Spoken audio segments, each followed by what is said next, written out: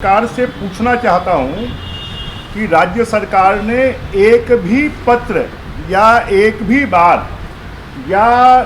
मुख्यमंत्री जी ने या कृषि मंत्री जी ने, केंद्रीय कृषि मंत्री जी, केंद्रीय केमिकल मंत्री जी, इनसे कोई फ़ोन से बात की है, कोई पत्र लिखा है या कोई इनके डायरेक्टर ने, एपीसी ने कोई पत्र लिखा है? मेरी जानकारी में प्रति सप्ताह केंद्र के अधिकारियों के साथ में राज्य के अधिकारियों की बैठक होती है और जिस बैठक में कभी भी राज्य सरकार के अधिकारियों ने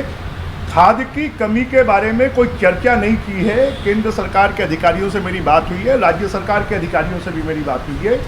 और राज्य सरकार के अधिकारी भी बोल रहे हैं कि पर्याप्त मात्रा में खाद की सप्लाई हो रही है,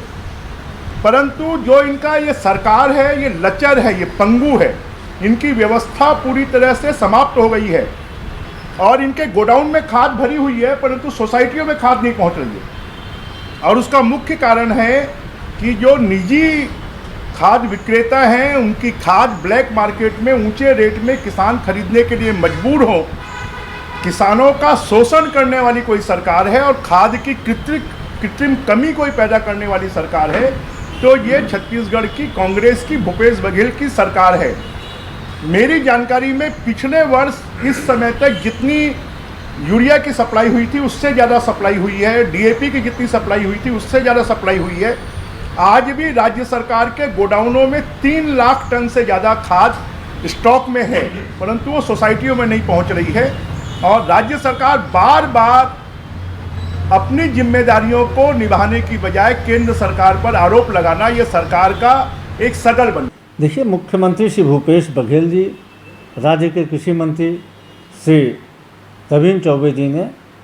लगातार केंद्र सरकार के समक्ष राज्य के खाद के आपूर्ति के संबंध में पत्र व्यवहार किया, लेकिन केंद्र के द्वारा कोई भी सकारात्मक जवाब नहीं दिया गया। राज्य के अधिकारियों के द्वारा केंद्र के अधिकारियों को लगातार पत्र का जवाब दिया जा रहा और उनसे